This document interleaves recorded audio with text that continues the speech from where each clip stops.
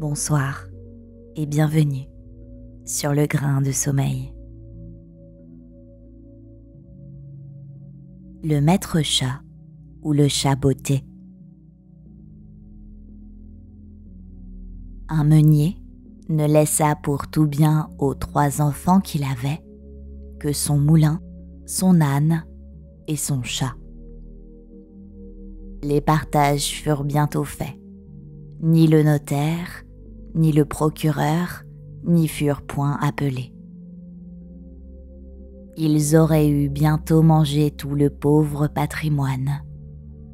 L'aîné eut le moulin, le second eut l'âne, et le plus jeune n'eut que le chat. Ce dernier ne pouvait se consoler d'avoir eu un si pauvre lot. « Mes frères, disait-il, pourront gagner leur vie honnêtement en se mettant ensemble. Pour moi, lorsque j'aurai mangé mon chat et que je me serai fait un manchon de sa peau, il faudra que je meure de faim. »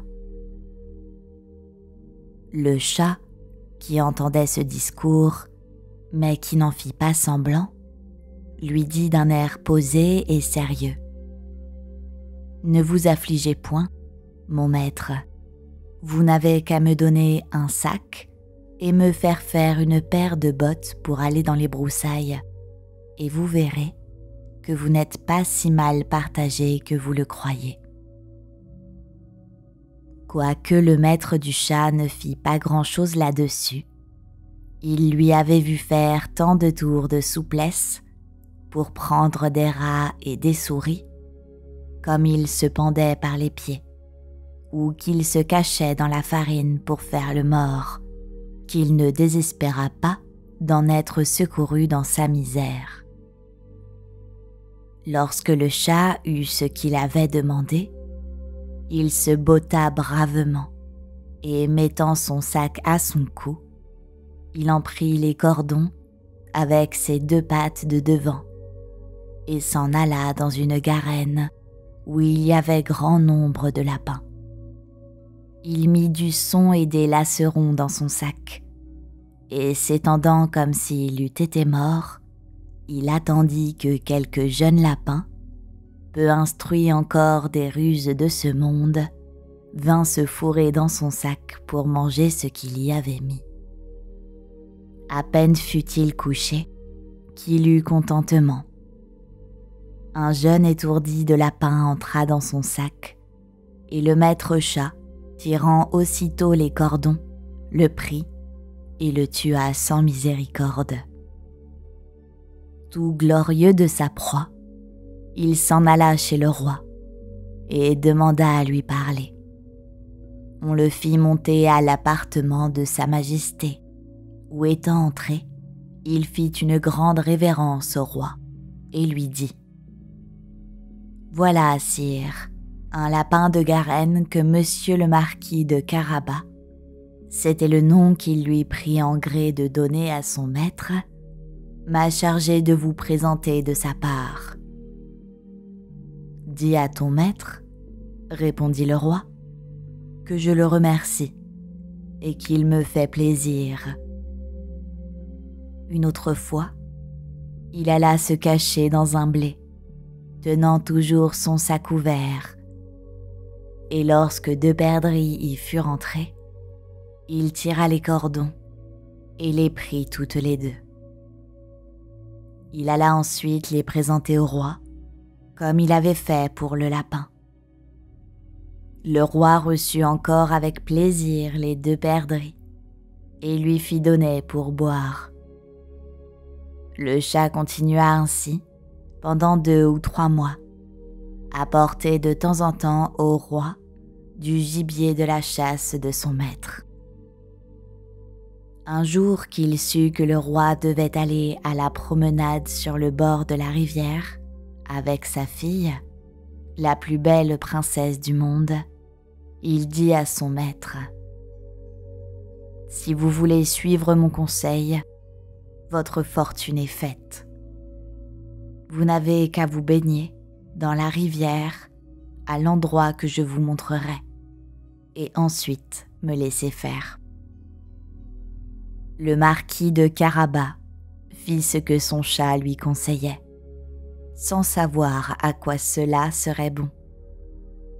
Dans le temps qu'il se baignait, le roi vint à passer, et le chat se mit à crier de toutes ses forces « Au secours, au secours, voilà monsieur le marquis de Carabas qui se noie. » À ce cri, le roi mit la tête à la portière, et reconnaissant le chat qui lui avait apporté tant de fois du gibier, il ordonna à ses gardes qu'on allât vite au secours de monsieur le marquis de Carabas. Pendant qu'on retirait le pauvre marquis de la rivière, le chat s'approcha du carrosse et dit au roi que dans le temps que son maître se baignait, il était venu des voleurs qui avaient emporté ses habits. Le drôle les avait cachés sous une grosse pierre. Le roi ordonna aussitôt aux officiers de sa garde-robe d'aller quérir un de ses plus beaux habits pour monsieur le marquis de Carabas. Le roi lui fit 1000 caresses, et comme les beaux habits qu'on venait de lui donner relevaient sa bonne mine, car il était beau et bien fait de sa personne, la fille du roi le trouva fort à son gré, et le comte de Carabas ne lui eut pas jeté 2 ou 3 regards fort respectueux et un peu tendres, qu'elle en devint amoureuse à la folie. Le roi voulut qu'il montât dans son carrosse et qu'il fût de la promenade. Le chat, ravi de voir que son dessein commençait à réussir, prit les devants, et ayant rencontré des paysans qui fauchaient un pré, il leur dit « Bonnes gens qui fauchez, si vous ne dites au roi que le pré que vous fauchez appartient à monsieur le marquis de Carabas, vous serez tous hachés menus comme chair à pâté. » Le roi ne manqua pas à demander aux faucheux à qui était ce pré qu'il fauchait. « C'est à monsieur le marquis de Carabas, dirent-ils tous ensemble, car la menace du chat leur avait fait peur. « Vous avez là un bel héritage, dit le roi au marquis de Carabas. « Vous voyez, sire, répondit le marquis, c'est un pré qui ne manque point de rapporter abondamment toutes les années. » Le maître chat, qui allait toujours devant, rencontra des moissonneurs et leur dit « Bonnes gens qui moissonnez, si vous ne dites pas que tous ces blés appartiennent à monsieur le marquis de Carabas, vous serez tous hachés menus, comme chair à pâté. » Le roi, qui passa un moment après, voulut savoir à qui appartenaient tous les blés qu'il voyait. « C'est à monsieur le marquis de Carabas, répondirent les moissonneurs, et le roi s'en réjouit encore avec le marquis. Le chat, qui allait devant le carrosse, disait toujours la même chose à tous ceux qu'il rencontrait. Et le roi était étonné des grands biens de monsieur le marquis de Carabas. Le maître chat arriva enfin dans un beau château, dont le maître était un ogre, le plus riche qu'on ait jamais vu, car toutes les terres par où le roi avait passé étaient de la dépendance de ce château.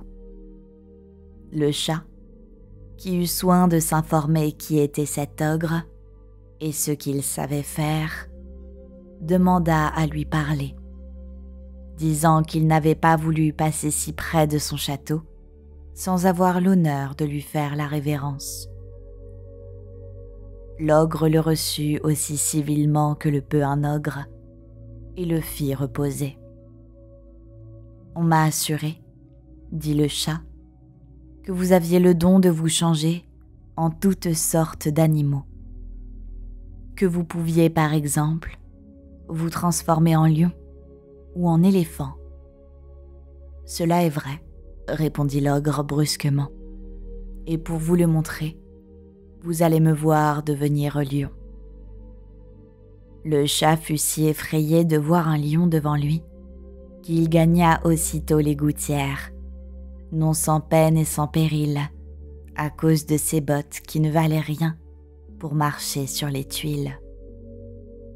Quelque temps après, le chat, ayant vu que l'ogre avait quitté sa première forme, descendit et avoua qu'il avait eu bien peur.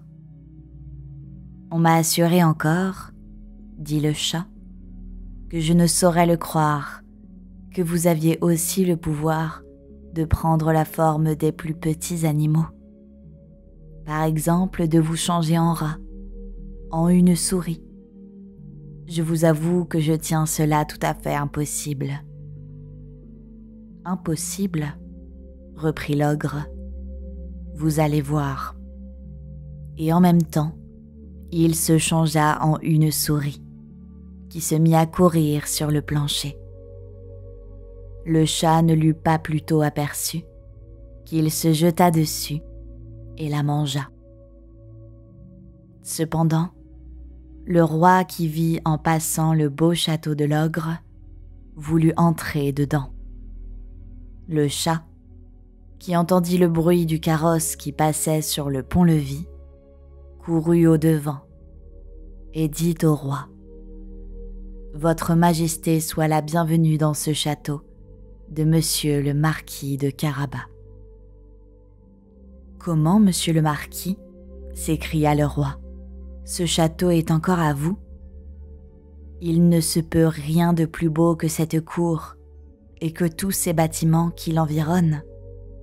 Voyons-les dedans, s'il vous plaît. » Le marquis donna la main à la jeune princesse et, suivant le roi qui montait le premier, ils entrèrent dans une grande salle où ils trouvèrent une magnifique collation que l'ogre avait fait préparer pour ses amis, qui le devaient venir voir ce jour-là, mais qui n'avaient pas osé entrer, sachant que le roi y était.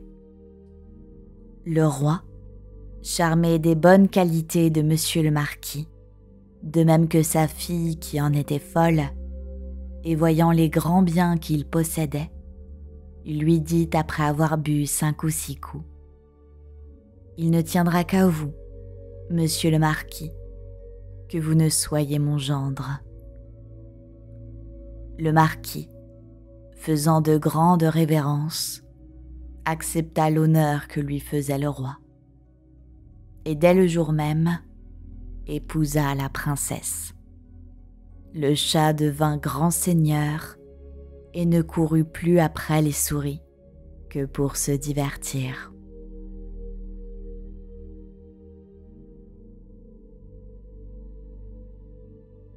Moralité.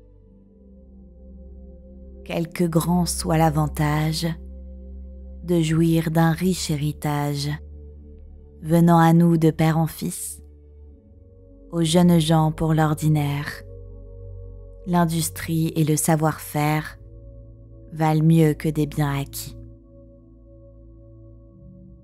Autre moralité. Si le fils d'un meunier avec tant de vitesse gagne le cœur d'une princesse et s'en fait regarder avec des yeux mourants, c'est que l'habit, la mine et la jeunesse, pour inspirer de la tendresse, n'en sont pas des moyens toujours indifférents.